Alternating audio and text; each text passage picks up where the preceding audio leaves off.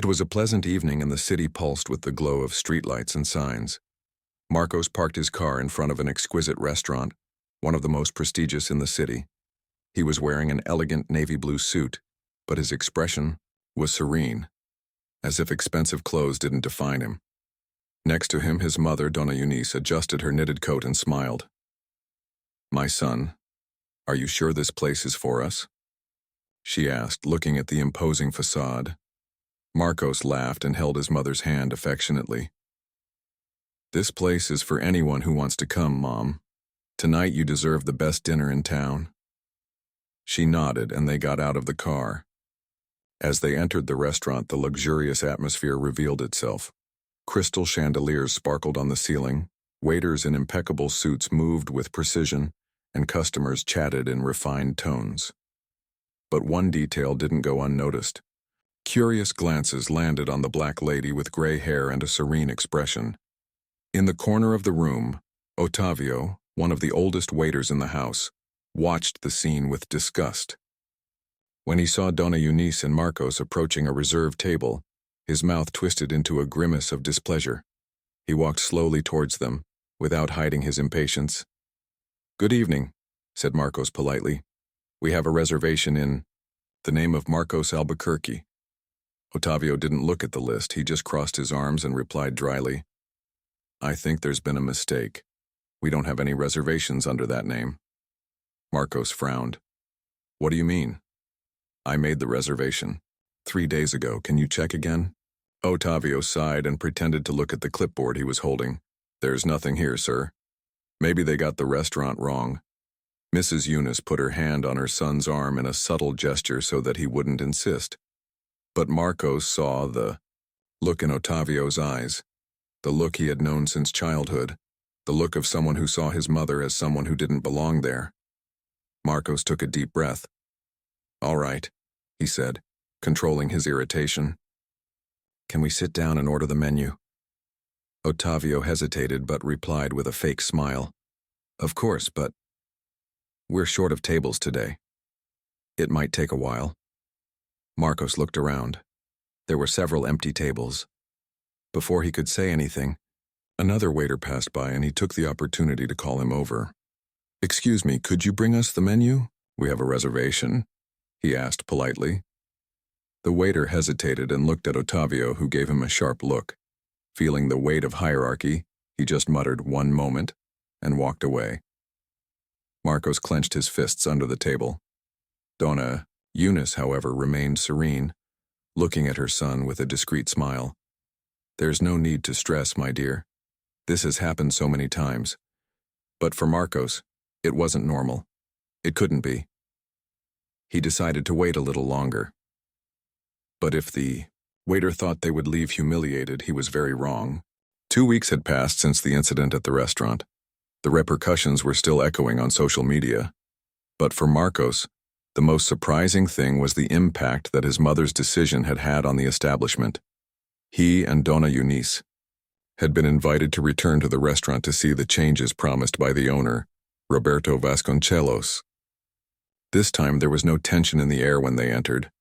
The manager greeted them with a genuine smile and led them to a special table reserved for them. "I want to thank you again for giving us this opportunity to learn and evolve," said Roberto. "We implemented a new training program for all employees, addressing structural racism and inclusion in customer service." Dona Eunice smiled approvingly. "I'm happy to know that this episode brought about real change." Marcos looked around. The environment seemed the same, but there was something different about the employees' attitudes. They were more attentive, more careful in the way they treated each customer. And then, an unexpected detail caught his attention. Otavio was there, wearing the same impeccable uniform but with a different expression. He seemed more restrained, less arrogant. When his eyes met those of Marcos and Dona Eunice, he hesitated for a second before approaching. "Good evening, Mr. Marcos. Dona Eunice," he said, with a tone more respectful than ever. "May I serve you today?" Marcos exchanged a look with his mother, surprised. Dona Eunice just smiled and nodded. Otavio took the notepad and asked, "What would you like to order?" "We'll start with a sparkling water for me," said Dona Eunice, "and a still one for my son." Otavio wrote it down and before walking away looked at her with a glint of regret in his eyes. "I know that apologies don't erase what happened, but I'm trying to be a better person. Thank you for not giving up on me." Dona Eunice smiled. "Keep trying, and one day you will be." Otavio nodded and walked away to get the orders. Marcos watched the scene in silence, feeling a mixture of surprise and respect for his mother. "You really believed he could change, didn't you?" She picked up the glass of water and took a sip before answering. "I always believe." And that night, for the first time, Marcos also began to believe. Time passed and no menu arrived. The restaurant followed its sophisticated rhythm. Glasses clinked, discreet laughter echoed around the tables, and the waiters moved elegantly among the customers. But at Dona Eunice and Marcos's table, the atmosphere was different. Marcos kept his posture firm, but his eyes scanned the room. He watched as the waiters promptly attended to the other customers, while his table remained ignored. Otavio, the waiter who had refused to serve them, passed by from time to time but never looked directly at them.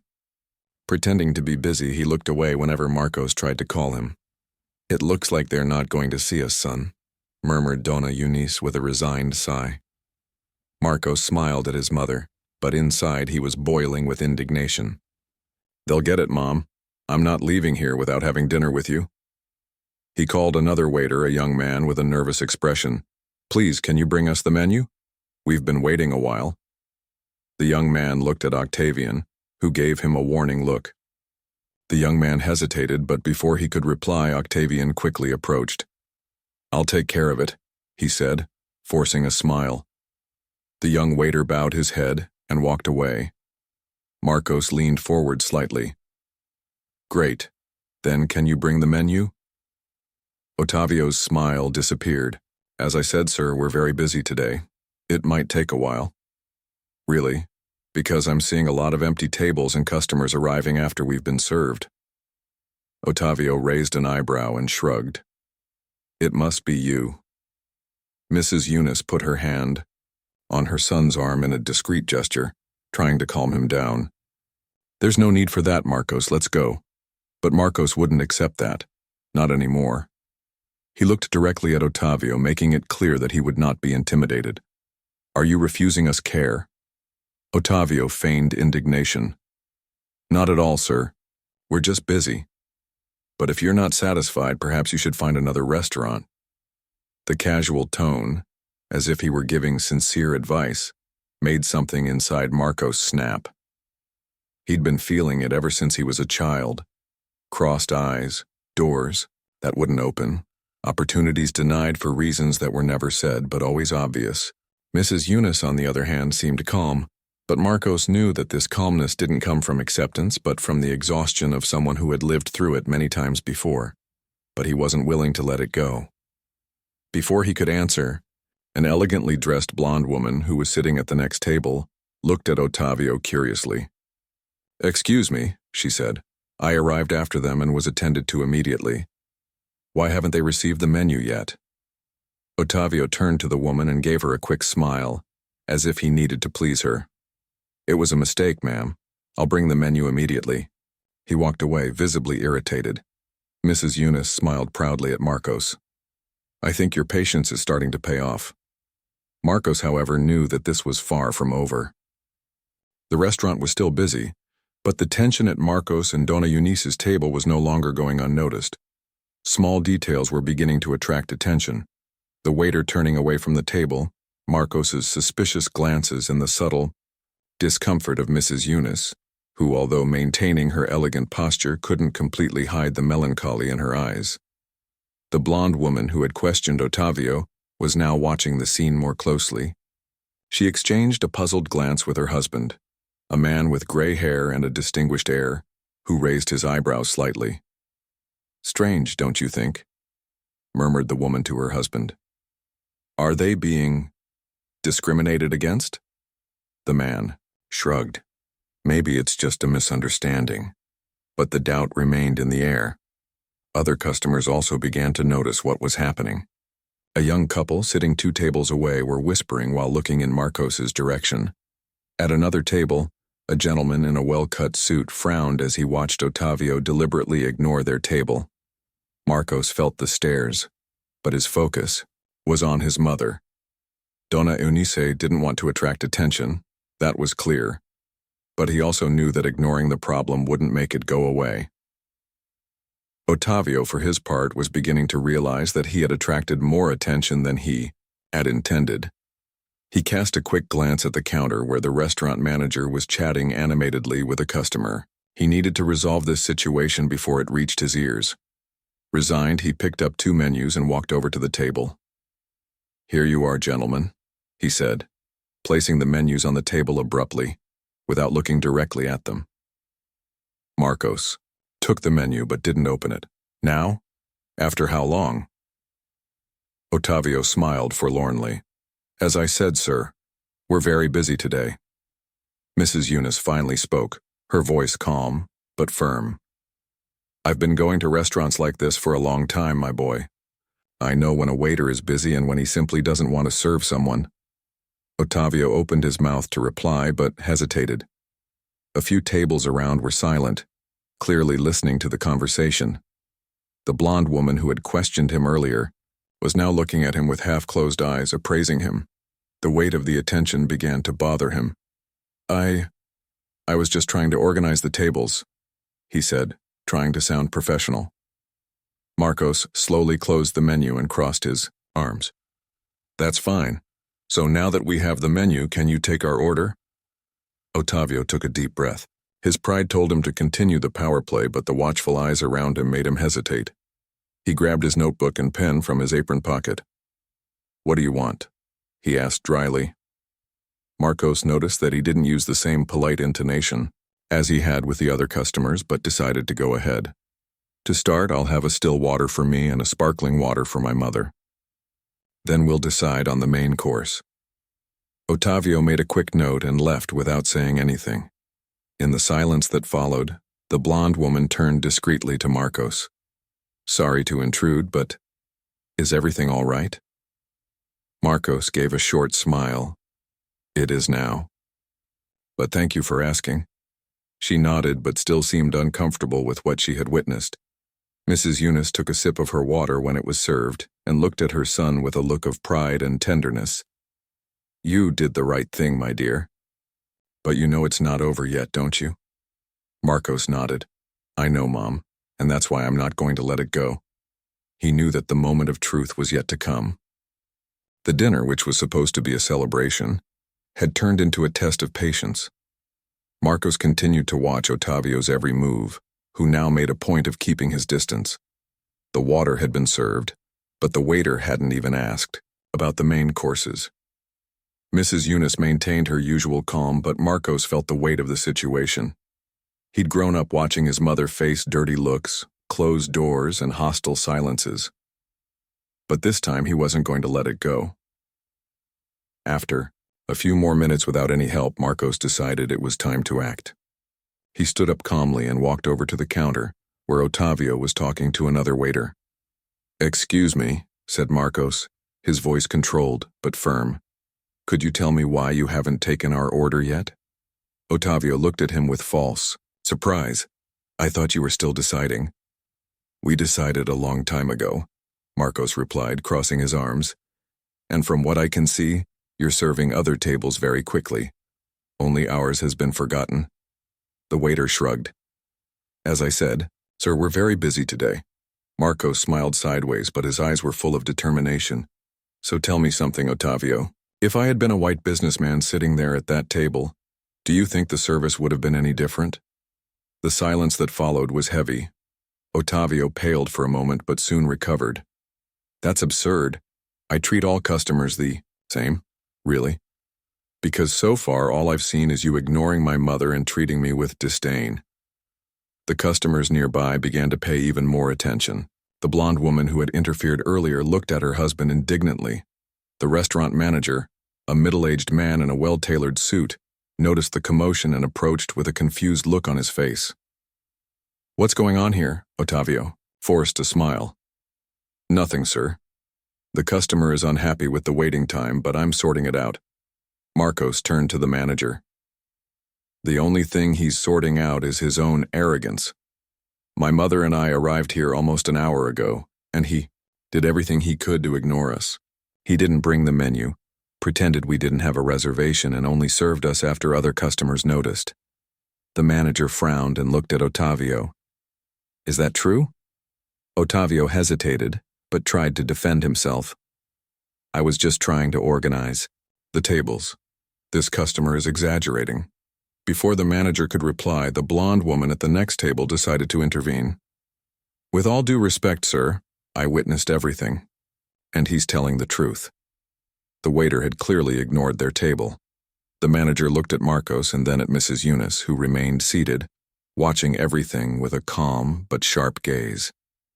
He took a deep breath and turned to Otavio. I need to talk to you in my office. Now. Otavio swallowed. For the first time that night, he looked really worried. Marcos returned to the table and sat down next to his mother. Now things are starting to change. Mrs. Eunice picked up the glass of water and took a sip. Perhaps. But there's still a lot to be done, my son. She knew that this moment was just a reflection of a much bigger problem. But in that restaurant, that night, the truth had been told. Otavio followed the manager with hesitant steps, disappearing through the door that led to the restaurant's office. The atmosphere in the dining room remained tense. Some customers whispered among themselves. Others glanced discreetly in the direction of Marcos and Dona Eunice, as if they were waiting for the outcome of the situation. Marcos, for his part, remained firm. He knew that the moment was not over yet. A few minutes later, the manager returned alone with a serious look on his face. He approached the table and smiled, now visibly uncomfortable. I apologize for what happened, gentlemen. This does not represent our restaurant. I assure you that we are already dealing with the situation internally. Dona Eunice looked up at him and smiled politely. I can imagine. But I am curious. How exactly do you intend to deal with this? The manager cleared his throat, as if he had not expected this question. Well, we will take the appropriate measures. The waiter has already been warned and, before he could continue, Marcos decided that this was the right moment. He leaned back in his chair, folded his hands on the table, and looked directly at the manager. Do you know who my mother is? The manager blinked a few times, confused. Excuse me? I asked if you know who my mother is, Marcos repeated, keeping his tone calm but firm. The manager glanced quickly at Dona Eunice, as if trying to find some clue in her expression. Excuse me, sir, but I don't recognize her. Marcos smiled, slightly. That's curious because my mother was honored by this restaurant years ago. At the time, you knew exactly who she was. The manager's eyes widened and a flash of recognition passed over his face. He looked at Dona Eunice again, this time more closely. Wait. Eunice Albuquerque? The silence in the dining room grew even heavier. Some customers who were watching the scene murmured in surprise. That's right, Marcos replied. The manager's face turned pale. He turned to Dona Eunice, now with an expression of pure embarrassment. My God. Dona Eunice, I'm so sorry. How did I not recognize you? Dona Eunice kept her calm smile. Maybe because when I arrived I was just another black lady occupying a space where some people think I shouldn't be. The manager was speechless. Eunice Albuquerque wasn't just any customer. She was one of the most respected women in the country. A retired university professor, civil rights activist, award-winning writer, and a reference in the fight against structural racism. Her work had already been recognized internationally, and she was constantly invited to lectures and events. The irony? The restaurant itself had honored her years before for her contribution to society. But without the spotlight, without an official event, she had been treated like someone who didn't even deserve a menu. The manager, now visibly sweating, shook his head nervously. This is unforgivable. I guarantee that Otavio will be fired immediately. Marcos frowned. I'm not here asking for anyone's dismissal. I'm here demanding respect. The manager swallowed hard. Of course, sir. Please accept our meal as a courtesy of the house. Donna Eunice laughed softly and looked at her son. So, my dear, shall we accept? Marcos looked around. Everyone was paying attention to his answer, but he knew that this night was more than just a free dinner. The tension in the restaurant was palpable. After the revelation about Donna Eunice, the manager was desperately trying to fix the situation. Please, Donna Eunice, Marcos, I assure you that this attitude does not reflect the values of our restaurant. We would never condone this type of behavior. Marcos crossed his arms, not hiding his disbelief. It's funny to hear that now, but if no one had noticed what happened, would you be worried? The manager was silent for a moment. Around him, customers were still watching the scene, some discreetly, others without even hiding their indignation. The blonde woman who had helped Marcos earlier was now looking at her husband, who was shaking his head, also bothered. Then a new element appeared. A young woman at the next table took out her cell phone and began typing something quickly. Marcos couldn't see exactly what it was, but he soon noticed other customers fiddling with their own phones, exchanging curious glances. That was when he realized someone was making that situation public. The news was spreading in real time. The manager noticed the movement and began to sweat even more. He tugged at his tie discreetly, trying to maintain his composure. We want to repair this mistake in the best way possible. Mrs. Eunice smiled, but her gaze was sharp. Repair? Or avoid the repercussions? The manager opened his mouth to respond, but was interrupted by the sound of a cell phone vibrating in his pocket. He answered quickly, moving a few steps away. Meanwhile, Marcos noticed that his own cell phone was starting to receive messages. Friends, co-workers, even acquaintances he hadn't seen in years were sending him links, asking if what was happening was true. He opened Twitter. Mrs. Eunice's name was already among the most talked about topics. A user had posted, Mrs. Eunice, Albuquerque, an icon of education and civil rights, was ignored and disrespected in a luxury restaurant. Racism is more evident than ever. No racism. Justice for Mrs. Eunice.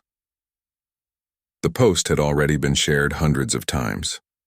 Marcos looked at his mother, who was calmly drinking her sparkling water, as if she had already expected all of this. The manager returned from the call with a pale expression. He swallowed hard before speaking. Our owner just called me. He is extremely concerned about this situation. I would like to speak to you personally, Mrs. Eunice.